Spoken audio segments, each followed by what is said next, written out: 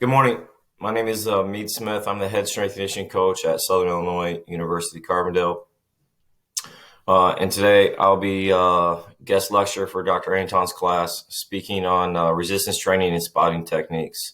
Before we get going, just give you a brief background about myself. I'm entering my 5th year here at SIU as a head strength and conditioning coach. My background's probably a little different than most strength and conditioning coaches, and I've worked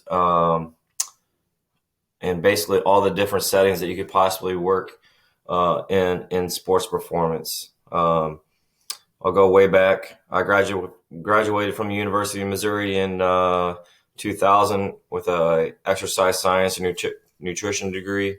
I played baseball there for my last 2 years of college. And after I graduated my senior year, I had an internship with a company called Health South. And part of the internship was a couple of different things. I ran a wellness program inside the hospital there. For really anybody, it was mainly employees of the hospital. But then we'd also have patients that were discharged that would come in that needed that liked help with their exercise, and maybe older population. And so that was the majority of the wellness program. And then I also assisted both physical therapists and athletic trainers through rehabilitation. And I did that for about 3 years until I realized that I wanted to be more sports oriented. While I was there, we started a sports performance program for high school athletes. And I would say at that time in 2000, sports performance as far as in the private sector was just kind of getting going. There wasn't a lot of options, and there weren't many people doing it. So it's just, people doing it in their free time. And so I enjoyed that. And that made me want to go back and get my master's. But before then, I had the opportunity to work for the Anaheim Angels as a strength conditioning coach in 2004, the year after they won the World Series. And so I gave up my full-time job, went to spring training in Mesa, Arizona, worked there during spring training, and then worked for their high A team in Rancho Cucamonga, California, which was very fortunate for me because I believe about 15 guys that I worked with on that team all played in the major leagues and had significant careers. So it was good. It was an hour right outside of Anaheim.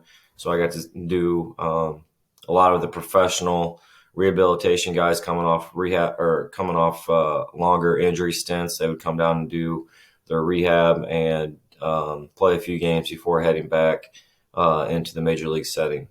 So I did that for a year and realized this is really what I want to do. So I started searching for master's programs and didn't know anything. But long story short, I came to Carbondale. I knew I wanted to get back in the Midwest. And SIU had an open position, didn't know anything about it. And so in August of 2004, moved to Carbondale and started my master's program here at SIU.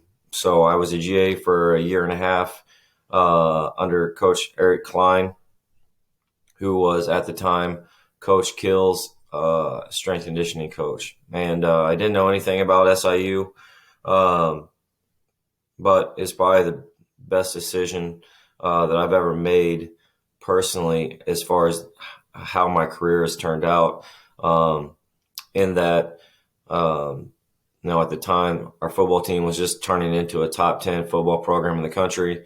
We arguably had the best mid-major basketball program. Our softball team was winning conference and then also competing on a national level. And the thing about SIU is that all our sports they compete at a high level. They have a chance to win a conference championship every year. And so it's competitive. And then the people within the university made it a positive experience. not only from an educational standpoint, but from an working in the athletic department as well. So I finished up my GA here, and then had an opportunity to stay, but it wasn't moving as fast as I needed to move.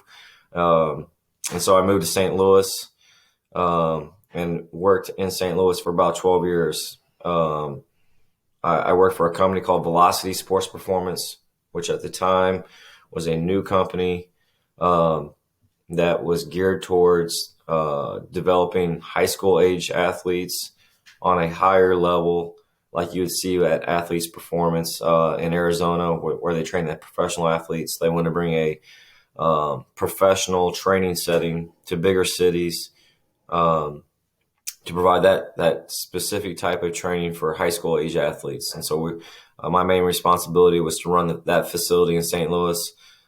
We trained, our main clientele was younger athletes from age 8 to 18. We also had an adult fitness program. And then at the same time, we work with collegiate and professional athletes in the St. Louis area. And during that time, I was able to work with a few Major League Baseball players from the St. Louis area, a few of the Rams players. But I think the biggest thing for me was I was able to work with a couple NHL St. Louis Blues guys, and we started a hockey summer training program in St. Louis, where we had guys coming from all over the country and Canada. So we had about 30 to 40 professional athletes, whether that be from the St. Louis Blues or other organizations within the NHL that were from St. Louis. We'd also have some elite level younger kids come from Canada to come down and train with us. And then we'd have local kids as well. And so we did that for 3 or 4 summers. And it was good, and I made a lot of good relationships, and it was a good experience for me as well. And then from there, I opened my own business for about 2 years, and really during this entire time wanted to get back into collegiate strength and conditioning.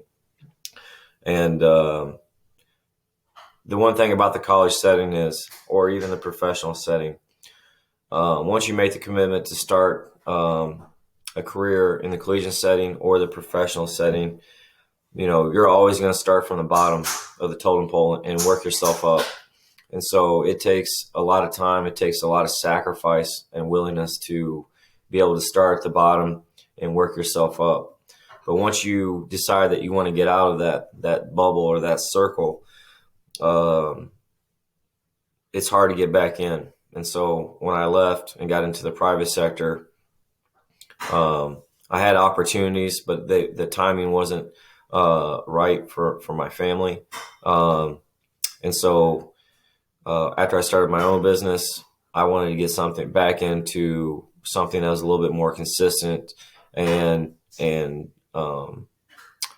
so I knew some coaches at Southern Illinois University, Edwardsville, and they were looking for a first-time strength coach to start their program over there as they transition into Division I. And so I was fortunate enough to go over there and work for 5 years there. And it was a good experience. Worked with a lot of great coaches, great athletes, and really was content on staying in the St. Louis area and working at Southern Illinois SIUE. But one day my phone rang, and SIU Carbondale was looking to hire a new strength coach. And it wasn't just going to be for football. It was going to be for all sports. And that's kind of my thing. I like working with all sports. I'm not just a specific sport strength conditioning coach for a specific team. And I've always wanted to come back to Carbondale, where it all started. I enjoy the university. I really enjoy the people of this area. And so this is kind of what I've always dreamed about. It's kind of your dream job. So we decided to move down here 5 years ago, and we've enjoyed it as a family, being back here. So that's a little bit about me. We'll dive into the chapter here. I'll kind of bounce around maybe a little bit through the slides, and I'll probably get off track a little bit too as well. But I also have made YouTube videos that will hopefully help paint the picture as far as giving you a little bit more visual, something that you can look at and see and learn from. And then at the end, I'll come back on here and share my information with you. And if you have any questions about any of the things that we discussed, you can feel free to reach out to me.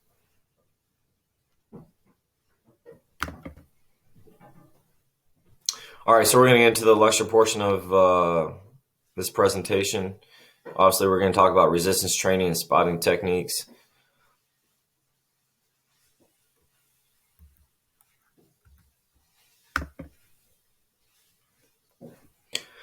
I think the most important thing that we need, I want to point out a few things before we get going here on this chapter. Okay, one thing, if you're studying for the NSCA examination, the CSCS, or even the personal training certification, okay, I would challenge you or recommend that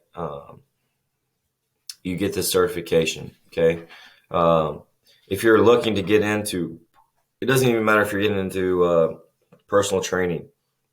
You want to be a personal training. I would recommend getting the CSCS over the personal training certification.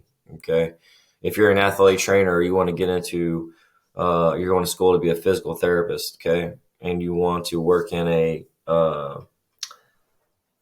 sports setting where you're going to be dealing with orthopedic injuries, I would recommend getting the CSCS.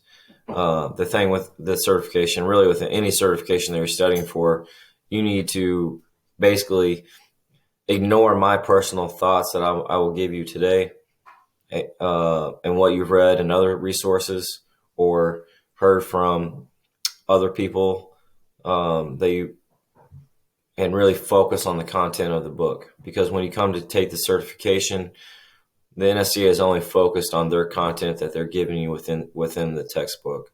So make sure, if you're studying, to really focus in on what they're telling you, what you're reading, what you're learning through this book. Because when it comes to test time, I think probably the biggest mistake most people take when they take the exam is they take into consideration other things that they might have learned from other people. So just really focus in on this content. Okay. We're going to first talk about hand grips here. And I think the biggest thing we want to start off with this chapter really is to focus on, there's a couple different things. When you're lifting weights, okay, it should never be about how much you're lifting in the beginning, and really throughout the entire time you're lifting weights. There's a couple of things that I remind our athletes all the time, is that you're in control. You're in control of the weight. The weight is not in control of you. All right. And what I mean by that is that you should be lifting the weight with proper technique, proper posture, and all those things, and proper intent as far as how we want it done. If we're trying to move the bar for speed, or are we trying to control the bar through tempo? But those are things right there that are going to make you a successful lifter, okay? And also a lifter or athlete lifting weights that's going to keep you healthy. So if you focus on those three things, your setup, posture alignment, the intent and what you're lifting with, those things are going to help build you you're going to have a lot of success if you're focused on those three things. Okay. So here, the four grips that the book lists are the pronated grip, the supinated grip, the alternated, and the hook grip. Okay. Um, the most common grip, used, all right, is the pronated grip. Okay.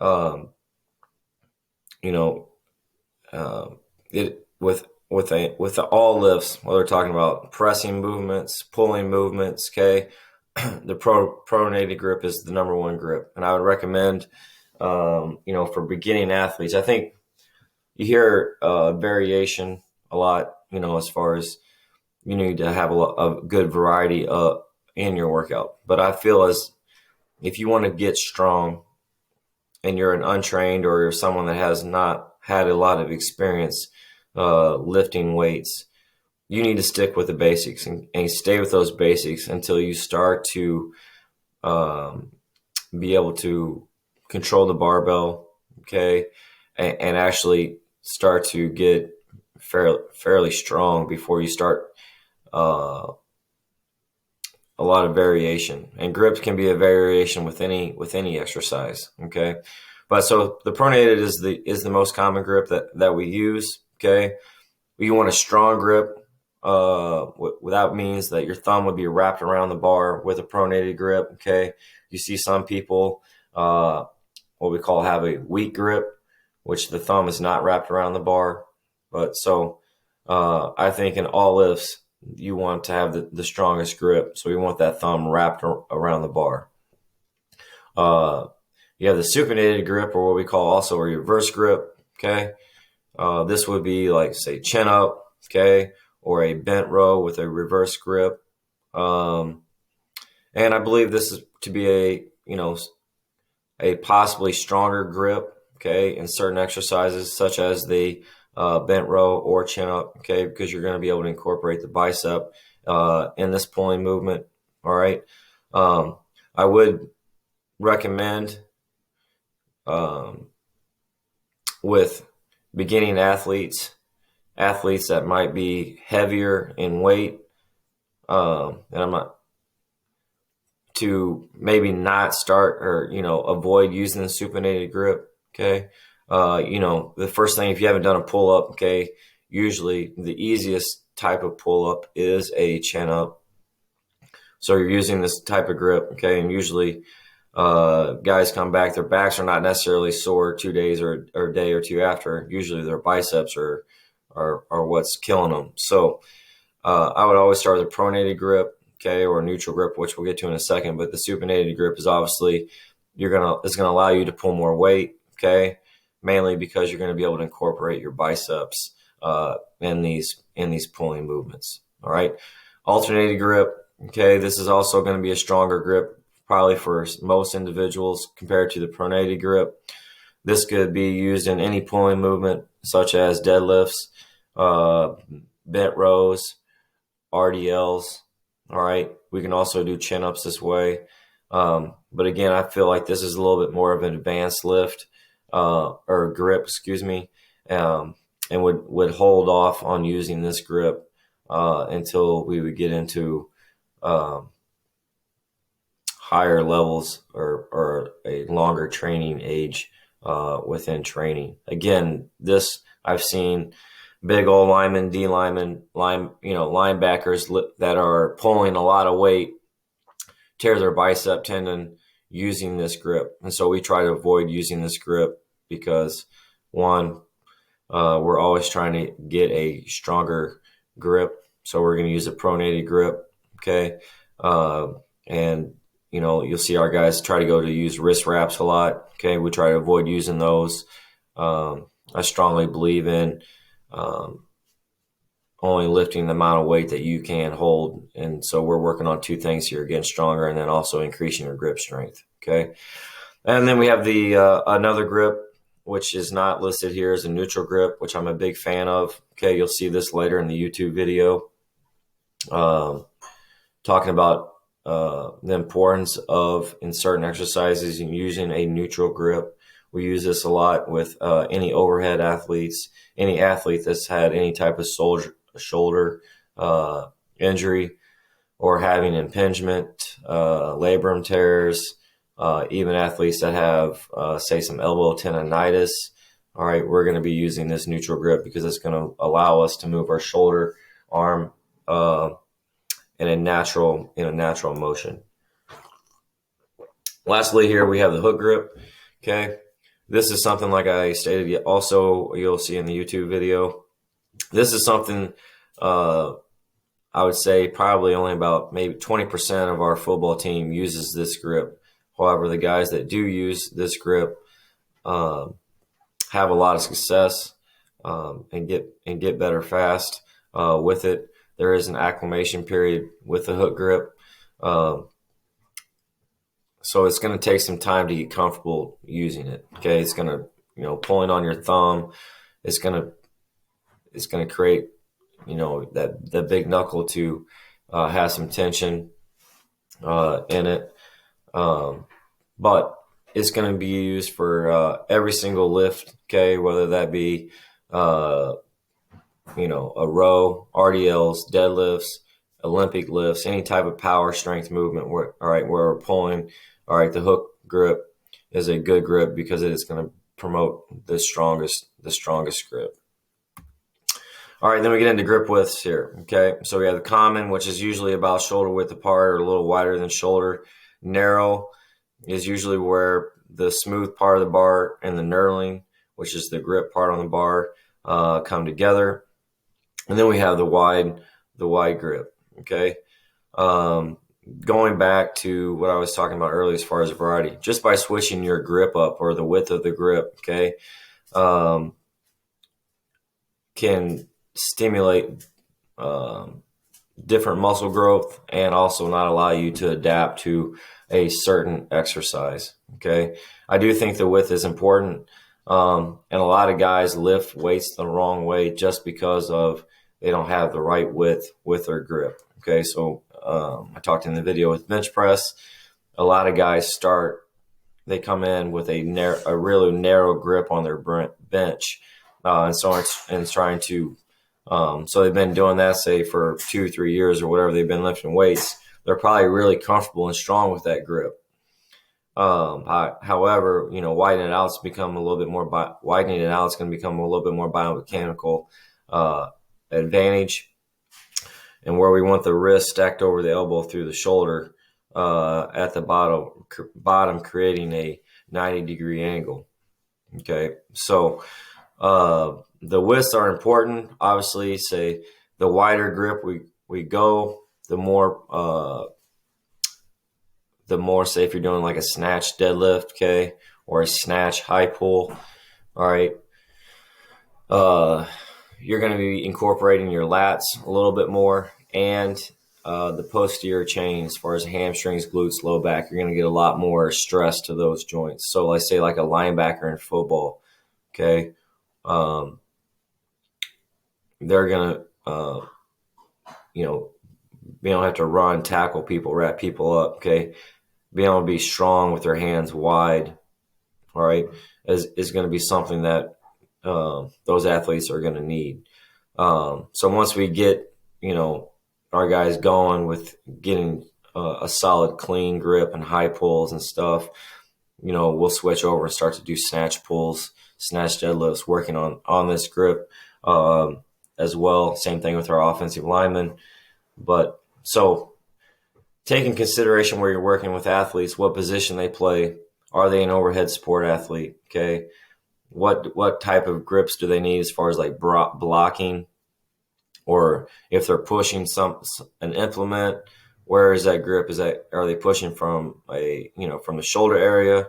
Or are they pushing from throwing outside the shoulder area? All those things need to be considered, when lifting weights and prescribing exercises. All right, stable body and limb position. I think the setup is key here, and this is also probably the number one biggest mistake within lifting weights. And I preach on this every single day with our athletes. is that if you can't get set up correctly, you're not going to be able to do the lift correctly. Okay. Um, and so, if we take a split squat, which is essentially a stationary lunge, all right, and then you're progressing that to a rear elevated split squat. Most people just hop on with their foot and get their foot elevated and start to go to work on those split squats. I'm a firm believer in starting from the ground up. So getting that knee on the ground, getting your foot in the right position, getting your foot elevated, whether it's on a bench or roller, get your posture the correct way. All right. And then we'll begin to work. And I'll go through this. I'll talk about this pretty significantly in the YouTube video. So I'll refer to the YouTube. I want you to refer to the YouTube video that I've made over this. But just to hit what the presentation slide here says, is we want 5-point body contact position, and this is in reference to bench press. But the head is on the bench, eyes should be underneath the bar, shoulders and upper back are firmly and evenly placed on the bench or the back pad, with your butt on the bench, and then right foot, left foot on the floor. So you're getting a strong setup there. And then using machines, obviously that's also important as well. I won't spend as much time as on this. However, I will point out a few key things here. It is important. We don't have a lot of machine-based exercises or machines in our weight room. We're pretty much free weight. We do have seated row machines. And so on this, obviously getting the chest pad, the seat height and chest pad set up correctly is important,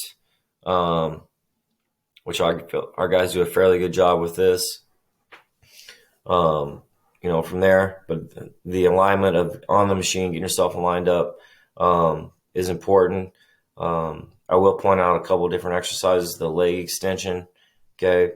When using a leg extension, if you're going like full range of motion, okay, I believe that you should use lighter weight and higher volume because the more that you're coming back into a full range of motion as far as into flexion of the knee, and you're going heavy weight, that's going to put a lot of stress on the patellar tendon.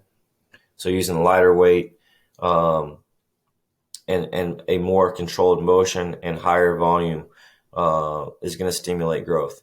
Now you can also go heavier weight, and a couple of things I would point out is to limit the range of motion. Okay, so have your feet have the range of motion shorter, lifting heavier weight. Okay, is going to put less stress on the patellar tendon. Okay, as well as you can also incorporate a swinging motion, so you're not slowly bringing the weight back down with heavier weight. You're kind of letting it come down, and you're swinging it back up with the leg extensions. That's also going to put less stress on the knee. Likewise, on leg press, I think a common mistake with the leg press is people put their feet too low on the platform, and when they release the weight, their feet are not in a good position, and they're putting more stress on their knees than need be. But so we're obviously paying attention to the pads, where the axis of the machine is, and getting everything set up correctly there, and building a base the same way that you would use during free weight exercises.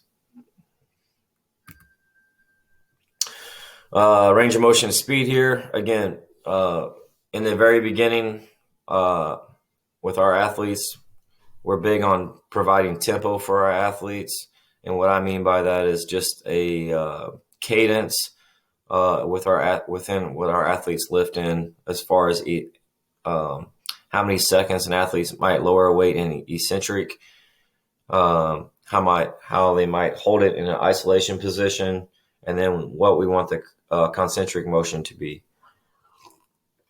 So a tempo of 3-1-1 would be, you're going to lower the bar in 3 seconds, hold for an isometric contraction for 1, and then a controlled press out concentrically with that within that exercise. Okay, and when we're working with newer athletes, okay, setting the tempo to the exercise is going to put is going to allow the athlete to focus on how the lift is performed and not how much weight they're moving. Because I think we all know, whether we're working with most people they want to kind of show off what they can do. And again goes back to the intent of the exercise and putting the emphasis on the exercise and having the athlete be in control of the weight and the weight not control of the athlete. So always using a full range of motion. Okay, that's going to maximize the value of an exercise and improves flexibility.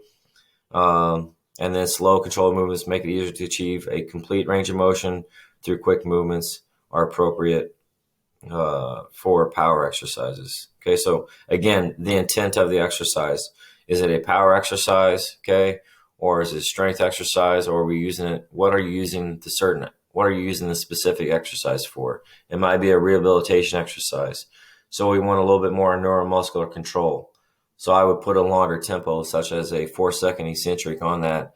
Maybe hold that in a 2-second isolation period, and then have a 1-second eccentric, especially in the very beginning, because coming off a significant injury like a ACL, okay, you don't need weight, but if you're adding tension or time under tension to the exercise, all right, it's just as beneficial as using external resistance. All right, we're going to get into breathing, okay? There is another YouTube video that's going to focus on just breathing and using the weight belt, okay? We have spent a tremendous amount of time in trying to incorporate breathing into our entire program with all of our athletic programs at SIU. I'm going to get off track here a little bit. There is a system used that we use for breathing. It is called reflexive performance reset, or known as RPR. It has probably really taken off within the last 2 years. We've been using it. Last year it was the first year that we used it with our football team. We started to incorporate it the summer going into the 2019 season, as far as just working on breathing itself, so belly breathing. And then also comes with the breathing part of it, is some stimulation via various pressure points throughout your body that ignite or turn on your central nervous system, and make that area or zone within the body very, very strong. And so basically we're just using self-massage techniques, your thumb, or your fingers to hit different zones on the body after we spend, 1 to 3 minutes doing breathing exercises to turn these areas on. I will admit it is a little voodoo. However, once you buy into doing it, our guys love it. Their bodies feel a lot better. We've had less injuries. So I'm a big believer in it and utilizing it. But the key overpoint here with this system is the breathing, okay, and bringing the body back into a parasympathetic state. So, as an athlete, you're stressed, you're running hard, you're exerting yourself, pushing, you're constantly in a sympathetic state. And so using breathing, okay, no matter whether it's at the beginning of the workout, the end of the workout, in between the workout, we try to get guys using it so that on the field during a game, your back's tight and you're on a 4th and 1 on the goal line to hit your breathing, all right, while you're trying to sit there, listen to the play called, and understand we got to be able to take a couple big belly breaths to try to bring the body back into a short-term parasympathetic state from there. So when we're conditioning during our rest, we're focused on our belly breathing, okay? When we're sprinting, we're focused on when we get done with our sprint and we're walking back and we're just sitting there. We're working on our belly breathing. And so the breathing part is a huge thing here, okay? And so most people think breathing just has to do with lifting weights and lifting heavy weights, but it's much more than that. So the book constantly focuses on the sticking point, which is typically about halfway through the range of motion of most lifts, is the most strenuous movement of a repetition, and it typically occurs soon after the transition from the eccentric phase to the concentric phase. So from a squat, okay, you're at the bottom of your squat, you're coming out of your squat, okay, about 2/3 through the movement, I would consider that the sticking point, okay? And your book repeatedly tells you to breathe or exhale, all right, through the sticking point, okay, which I think is okay during sub-maximal lifting. If you're lifting, say, with 50 to 75% of your weight, you're really not going to have any issues, and probably, honestly, really not thinking a whole lot about your breathing. However, once you get above the sub-max range, 75%, I would recommend that you hold that or hold off on exhaling out to get above your sticking point. Okay, so submaximal lifting. Okay, we obviously want to breathe in, all right, and exhale out. All right, and I've heard people say it really doesn't matter as long as you're breathing. All right, but I think breathing in prior to the repetition. Okay, so you're building that intra-abdominal pressure. All right, lowering the weight. Okay, and then if you sub-maximal weight, breathing, exhaling out on the way up is fine. I would just be cognizant of the maintaining perfect posture. Okay, while you're doing that, so the breathing should not be affecting negative posture. You should be able to keep great posture while you're breathing during that submaximal lifting. Okay, when you get into heavier lifting or above submax lifting, okay, I would hold the exhale until you get over 75% through the lift.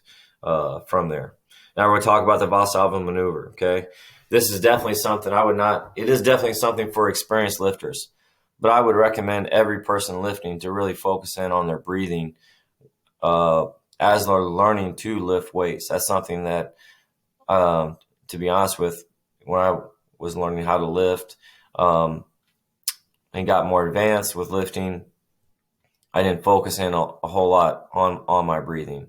All right, which it makes a huge amount of difference once you learn how to do it and do it correctly.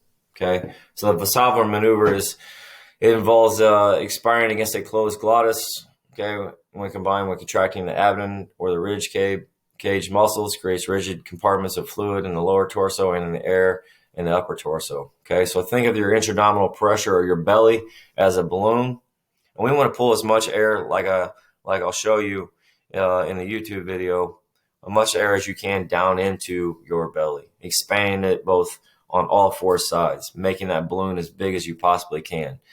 All right. And then we're going to close the glottis and lock that pressure down in there. Okay. Once we have that air or the pressure down in our belly, we want to keep it down in there. Okay. So this is going to assist in maintaining proper vertebral alignment and support. Okay. And also helps to establish a flat back and erect upper torso position in most exercises. All right. So once we pull that air down, we're going to perform the exercise or the repetition to full range of motion. And when we get back to the top, we're going to exhale out that air. Okay. After we exhale out, we're going to inhale and fill the belly back up. Okay. And we're going to keep on doing this. Now if we're lifting heavy, you should only be doing, a strength exercise. So you're going for 3 to 5 reps during this time period. Problems with it is, again, I think the biggest problem is not you breathing correctly. Inhaling through the chest and not through the belly would be a one problem as far as doing it wrong. The next problem would be exhaling out, okay, or being able to, exhaling out too soon. So if I'm trying to push through my sticking point and I'm exhaling out, I'm decreasing the intra-abdominal pressure within my balloon, all right, which is going to make it hard to push through that sticking point or move the barbell through that sticking point during that time. Also, with this, if you're doing it wrong, you're obviously going to get dizzy because of the lack of oxygen going to the brain. And so if you're just holding your breath during all 5 repetitions, okay, you're probably not going to feel too well after you get done with that set. You probably will be dizzy. You probably will be lightheaded. And I think the key thing here to remember is that you need to prepare your body just like anything else for that. So you shouldn't just, lifting heavy weights. It's a buildup. It's a process. You're preparing your body to lift weights. Anybody that just goes and gets underneath the bar and lifts heavy weight and your body's not prepared to it, I guarantee you will feel lightheaded, dizziness, look faint after you're completing that exercise. Okay. Along with that, from a positive standpoint, if you are going to lift weights heavy, say our guys just maxed out yesterday on a rep max where they should have been hitting anywhere between 3 to 6 repetitions at 90% of their 1 RM with no tempo. If you're pushing yourself to failure, okay, you will be short of breath. You will have some, dizziness-like symptoms after you complete that set, okay? But the key thing is that we're lifting with correct technique, we're breathing with correct technique, all those things. It's like someone saying when you squat heavy, your back shouldn't be sore. Your back's probably going to be sore if you're squatting a heavy amount of weight. The next day it's going to be stiff. It will be sore. We are lifting heavy weight.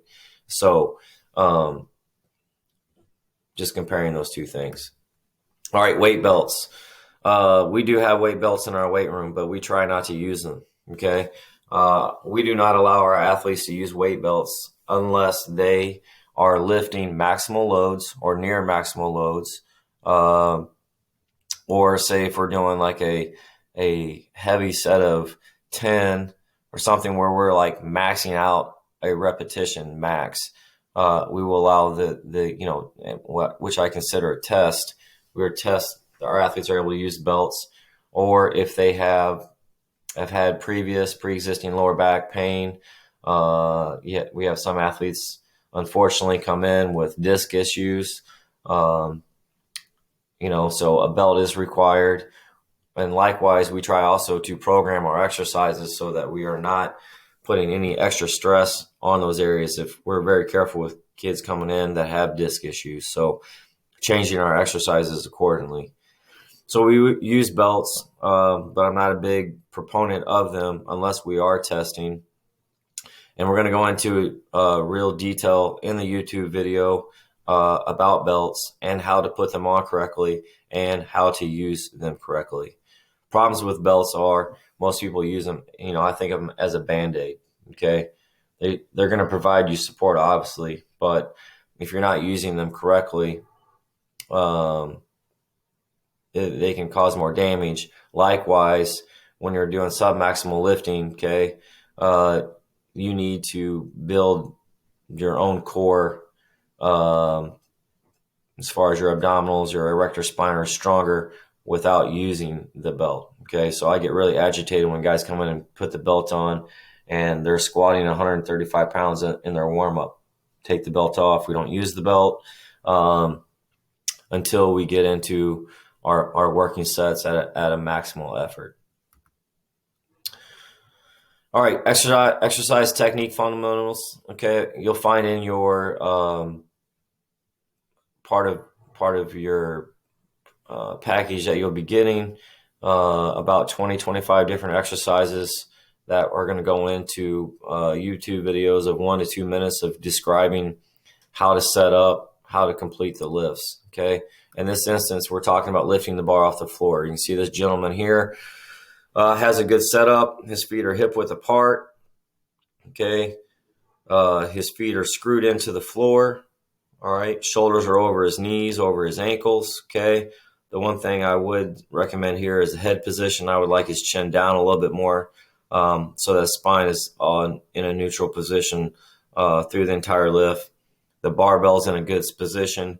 It's somewhere between the big toe and the ankle. All right. And our shoulders are hanging directly over our wrist on this pull. So as we get ready to initiate this lift, we're obviously going to tighten our scaps.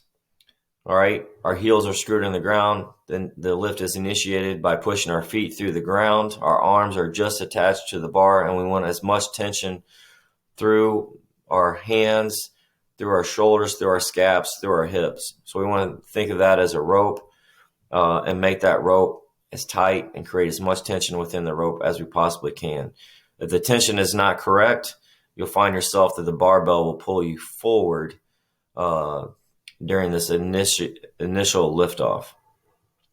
As he's lifting up, our main focus is that our hips and shoulders leave the ground at the same time that our feet push, and we keep that angle until the bar reaches the knee, at which time we're bringing our hips to the barbell. I can see, or most mistakes with this lift in this picture 4 here is this guy does a nice job getting his hips tucked up underneath the bar. A lot of the times, though, our guys will drive our hips so far through, they'll be in an anterior pelvic movement, and there'll be a lot of hyperextension or lordosis in the lower back on this lift. So at a squat or a pull, where our main focus is trying to get our hips tucked up underneath and bring our body into a proper posture alignment, and I always refer to a plank position with this lift. Spotting. Okay, spotting is very important for the from a safety standpoint. Communicating liftoff, getting your hands in the right position as far as an over under grip on the bar on say a bench press, and then maybe a slight application of pressure to assist during the sticking point. But with spotting, the communication is of utmost importance. Okay, and that's why working out consistently with someone that works out with you, so you both know your strengths, your weaknesses, what you're capable of doing, and what you're not capable of doing. Okay, it is very easy to get hurt just by bad spotting. And what I'm talking about is getting a bad lift off on a bench press. Okay. The spotter on a lift off for a bench press is to be able to put the bar in the correct position for the athlete so he can focus on the actual set or the repetition that he's performing.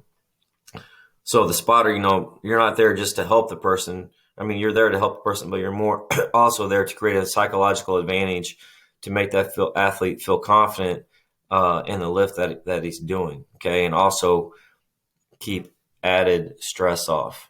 You'll find the YouTube video will spend a lot of time going into very specific on the spotting, so I'm not going to speak a lot about it right here because it'll confuse you.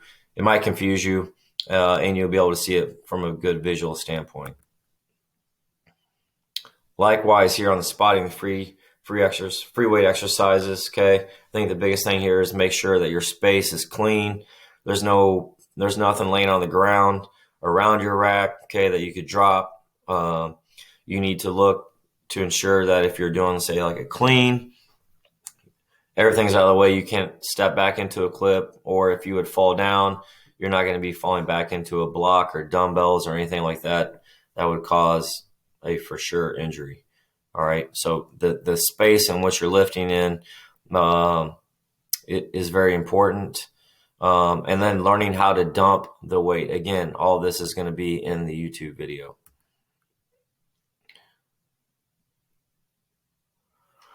Overhead exercises. Okay. Again, we're going to talk about dumping. Okay. we don't really spot overhead exercises, I think, but if we would spot overhead exercises, the safest way is going to be a two-man person, okay, on each side of the barbell. And here, our focus needs to be on spotting the barbell, not the person, okay? So spot the barbell, not the person. The barbell is what's going to come in harm as far as coming down on the person. So if you're spotting the barbell, all right, everybody's gonna stay safe on that. And again, in the YouTube video, we'll reference on how to spot overhead lifts. Same here. Spotting over the face exercises. Okay, we'll go into this. I would one thing with like dumbbells. All right, is to make sure that we're spotting from the wrists, not the elbows. If you're spotting from the elbows, the tendency will be able to dump the dumbbells into the face. Okay, and here we have someone doing a fly. I think the biggest issue here is our in the first picture, our elbows are going below parallel, from that position. All right, and from there. So spotting on machines, I think especially like leg lifts or leg presses, excuse me, okay, it's going to be important on that. Or if you say using a Smith machine, is relatively safe, but it's not going to hurt to have a spotter. But obviously, if you feel like you're lifting maximal loads, okay, or you're going to maximal effort, say as far as repetitions, 10, 20, to failure on repetitions, you should always have someone spotting in case something, you wouldn't be able to complete a rep just for safety reasons. All right, now that concludes the lecture. I hope I have a tendency to mumble, so hopefully I was able to speak clearly for you guys, and you picked up some good tidbits. I really think the YouTube videos that I've created will help tie all this information together. And so if you have any questions regarding this presentation, okay, you can reach me. My email is on the athletic website. Okay, please feel free to email me. We are always looking for interns or volunteers in the weight room. However, during this time of a pandemic and unknown, we're not able to do those things right now. So once we get out of this stage and you're interested in learning more about sports performance, we're always looking for good volunteers, internships in which you'll come in and, teach you how to run and work in a weight room, and also how to begin to work with athletes from there, whether you have maybe 10 hours a week, maybe only have 6 hours a week, is what we try to usually shoot for, is anywhere between 4 to 10 hours a week of volunteer time in the weight room. So if that's something you would be interested in, please reach out to me. I appreciate Dr. Anton of thinking of me and allowing me to come in and be a guest lecturer. And I wish you guys the best of luck. If you're getting this before Thanksgiving, I hope you and your family have a safe and happy Thanksgiving. Thank you for your time.